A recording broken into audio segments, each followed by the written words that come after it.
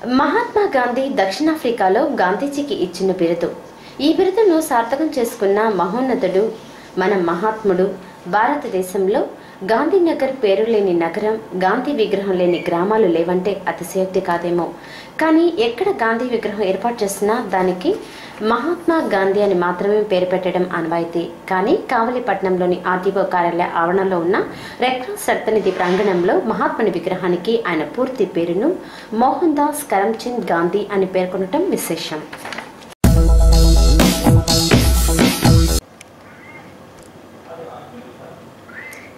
కావలి rural మండల పరిధిలోని ఆముదాల దిన్నెలో మంచినీటి సమస్య చెప్పనలేం కానంతగా ఉంది. వాటర్ ట్యాంక్ ఉంది, నీళ్లు వదలరు, రావు, బావులున్నాయి, వాటిల్లో నీళ్లున్నాయి, అయినా ఆ నీరు వాడుకునేందుకు ఉపయోగపడవు. తుమ్మలపెంట నుంచి 18 గ్రామాలకు మంచినీటి సౌకర్యం కల్పించేందుకు పైప్లైన్ పనులు శాంక్షన్ అయి జరుగుతున్నాయి. ఇంకా ఈ ప్రాంతానికి రాలేదు. ఎప్పటికీ దాహార్తి తీరుతుందో. ఆడుకునే వాళ్ళు ఇప్పుడు ఊరు వాడటం లేదు సార్. మేమే ఏం తాగేదానికి పనికి రావటం లేదు. ఈ నీళ్లు వస్తే సరే ఉంది, లేకపోతే మినరల్ వాటర్ కొనుక్కొని తాగుతున్నాం. రావటం లేదు సార్. 2 రోజులు వస్తే 3వ రోజు ఒక్కరోజు రావు.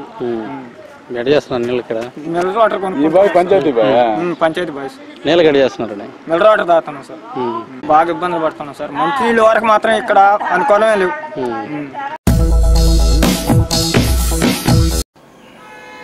యోగాభ్యాసాన్ని నేర్చుకునేందుకు చక్కని అవకాశాన్ని కల్పిస్తుంది కావలిపట్నం ఆర్టీఓ కార్యాలయం ఆవరణలోని రెడ్ క్రాస్ రక్తనిధి నిర్వాహక బృందం.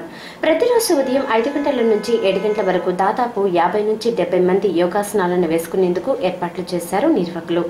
దాదాపు 5 లక్షల రూపాయల వ్యయంతో రక్తనిధి భవనం భాగంలో యోగాభ్యాసకుల కోసం ప్లాస్టిక్ రేకులతో అత్యాధునికమైన షెడ్ను ఏర్పాటు చేశారు. అయితే కొన్ని కారణాలతో ఆ పని సగంలో ఆగిపోయింది. ఈ మాసాంతరానికి దానిని పూర్తి చేస్తామని కావలి రెడ్ క్రాస్ ఉపాధ్యక్షుడు తన్నీరు మాంద్యాద్రి పేర్కొన్నారు. ఉత్సాహవంతులు ముందుకు వచ్చి యోగాసనాలను అభ్యసించి ఆరోగ్యాన్ని పెంపొందించుకోవాలని ఆయన పేర్కొన్నారు.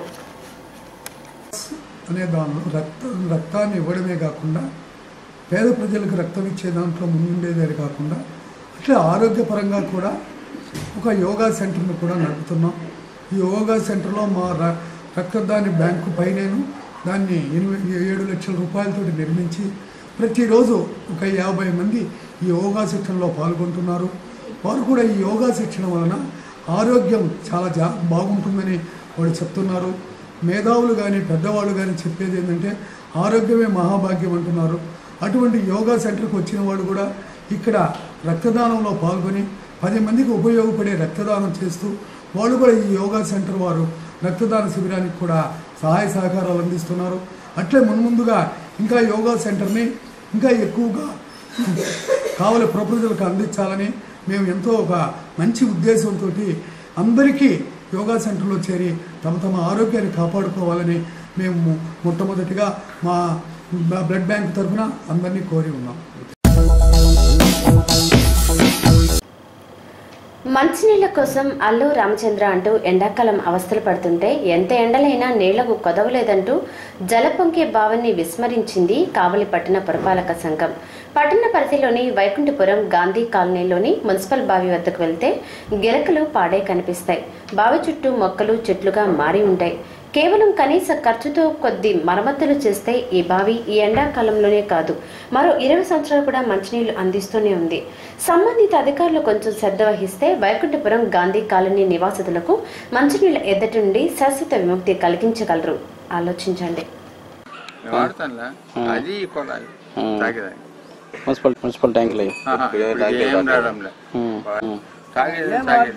ఎండాకాలం చేస్తారు నీళ్ళకి అయిపోయినప్పుడు రిపోర్ట్ చేసి వస్తాయి.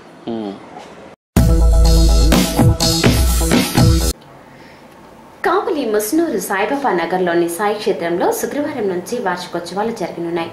ఈ నేపథ్యంలో సాయి క్షేత్రం నుంచి ట్రంక్ రోడ్ వరకు విద్యుత్ దీప అలంకరణ ఏర్పాట్లు సాగుతున్నాయి.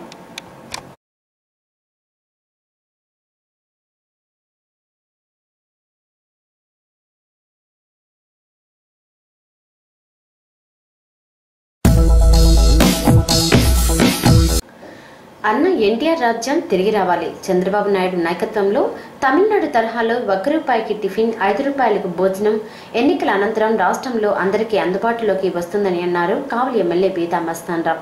కావలి రూరల్ మండల పరిధిలోని ఆమదాలదిన్నె తదితర గ్రామాలలో జెడ్పీటీసీ, ఎంపీటీసీ అభ్యర్థుల ఎన్నికల ప్రచారంలో గురువారం ఆయన పాల్గొని మాట్లాడారు. జెడ్పీటీసీ టీడీపీ అభ్యర్థిని ఉప్పాల వరలక్ష్మమ్మ, ఎంపీటీసీ టీడీపీ అభ్యర్థిని మొగిలి కోటమ్మలను గెలిపించండంటూ ఓటర్లకు విజ్ఞప్తి చేశారు. స్థానిక తెలుగుదేశం నాయకులు, కార్యకర్తలు ప్రచార కార్యక్రమంలో పాల్గొన్నారు.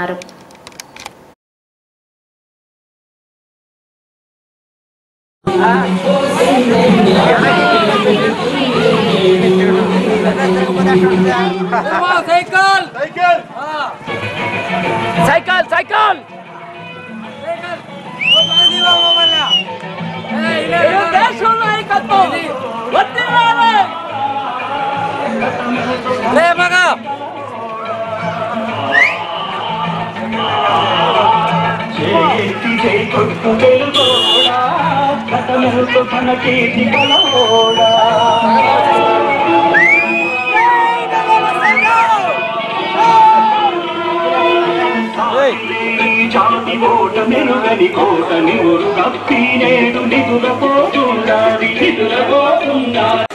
ఈ నెల 6వ తారీఖు అంటే ఇంకో 3 రోజులు ఉంది.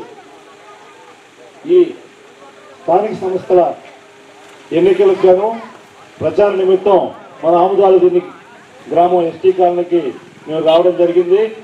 మన తెలుగుదేశం పార్టీ సైకిల్ గుర్తు మీద జెడ్పీటీసీ అభ్యర్థిగా మీ అందరికీ సుపరిచితమైనటువంటి మన ఉప్పాల వరలక్ష్మమ్మ గారు నిలబడినారు.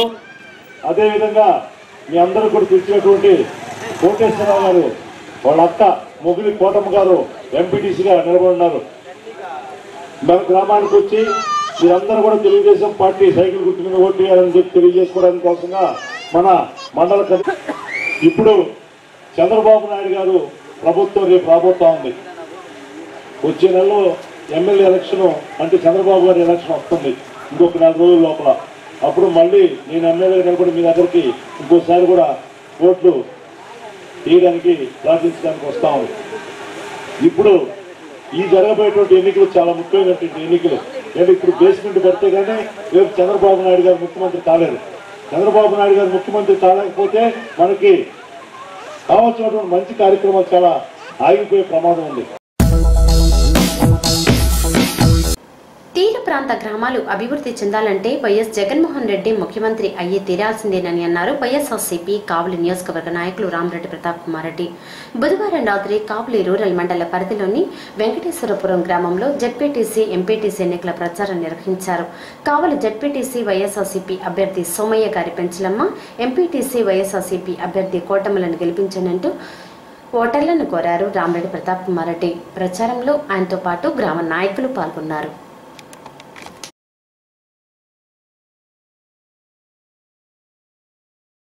కాంగ్రెస్ పార్టీని విజయపథాన్ని నడపాల్సిన అవసరం ఎంతైనా ఉంది. కాబట్టి మన జెడ్పీటీసీ అభ్యర్థిగా పోటీ చేస్తున్న పెంచగమ్మ గారిని, అదేవిధంగా ఎంపీటీసీ అభ్యర్థిగా పోటీ చేస్తున్న ప్రసన్న గారిని, అదేవిధంగా సోయం గారిని మీరు మంచి మెజార్టీతో గెలిపించి అదేవిధంగా కాబోయే మే 7న జరగబోయే అసెంబ్లీ మరియు పార్లమెంట్ ఎన్నికల్లో మేకపాటి రాజమోహన్ రెడ్డి గారిని అదేవిధంగా మీ అందరి ఆశీస్సు అసెంబ్లీకి పోటీ చేస్తున్న నాకు ఇవ్వాలని కోరుకుంటూ వైఎస్ఆర్ కాంగ్రెస్ పార్టీని విజయ పదాన నడిపించినందుకు మీ ఊరి ప్రజలందరూ ఇక్కడ చేతులెత్తి నమస్కరిస్తున్నాను.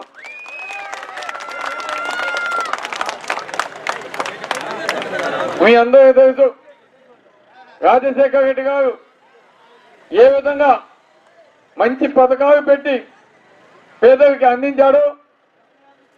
ముఖ్యంగా రైతు సోదరులకి ఉచిత విద్యుత్తు, రుణమాఫీ, అదేవిధంగా మీ పిల్లలు చదువుకునే దానికి ఇంజనీర్ గానో డాక్టర్ గానో చేసుకునే దానికి ఫీజు రింబర్స్మెంట్ పథకం ఇచ్చి ఎంతో మంది ఈ రోజు ఇంజనీర్గా డాక్టర్గా చేసిన ఘనత రాజశేఖర రెడ్డి గారిది. అదేవిధంగా మీరంతా కూడా ఆరోగ్యంగా ఉండాలి. జైనవ తెలుగు సంవత్సర ఉగాది పర్వదినం సందర్భంగా అమెరికాలోని కాలిఫోర్నియా రాష్ట్రంలో గల సిలికాన్ వ్యాలీలో ప్రవాస భారత్ తెలుగువారు ఏర్పాటు చేసుకుని ఉన్న సిలికాన్ ఆంధ్ర సంస్థ పేరుతోనే విశ్వవిద్యాలయానికి అంకురార్పణ చేశారు. తెలుగు సంస్కృతి, కళలు, భాషా శాస్త్రాన్ని విశ్వవ్యాప్తం చేసేందుకు సిలికాన్ ఆంధ్ర విశ్వవిద్యాలయం ఆవిర్భవించిందని అంటున్నారు నిర్వాహకులు.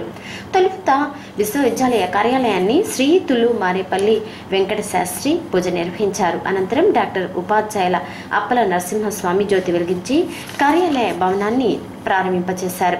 రానున్న విద్యా సంవత్సరం నుండి సిలికాన్ ఆంధ్ర విశ్వవిద్యాలయం ప్రారంభం కానుంది. ఈ విశ్వవిద్యాలయానికి ముఖ్య కార్యనిర్వహణాధికారిగా కె ఆనంద్, ముఖ్య విద్యాధికారిగా చెమర్తి రాజు, ముఖ్య ఆర్థికాధికారిగా కె దీనబాబు తదితరులు బాధ్యతలుగా వ్యవహరిస్తున్నారు. కర్ణాటక సంగీతం, కూచిపూడి నాట్యాలలో ఎంఏ డిప్లొమా సర్టిఫికేట్ కోర్సులు ప్రారంభిస్తారు. ఎంఏ ప్రత్యేక తెలుగు కోర్సు కూడా ప్రారంభమవుతుంది. విశ్వవిద్యాలయానికి కాలిఫోర్నియా రాష్ట్రం నుంచి అనుమతి లభించిందని యూనివర్సిటీ సిఇఓ కుచిబొట్ల తెలియజేశారు. కావలి పట్టణంలోని శాంతినగర్లో ఖాళీ ఫ్లాట్లు అధ్వానంగా పెద్ద పెద్ద చెట్లు పెరిగి మరుగు ఏర్పడటంతో స్థానికులు ఆ ప్రాంతాన్ని కుప్పతొట్టిగా వినియోగిస్తున్నారు. దీంతో ఆ ప్రాంతం అంతా మురుగ్గా మారింది. దోమలు విపరీతంగా పెరిగేందుకు కారణమవుతున్నాయి.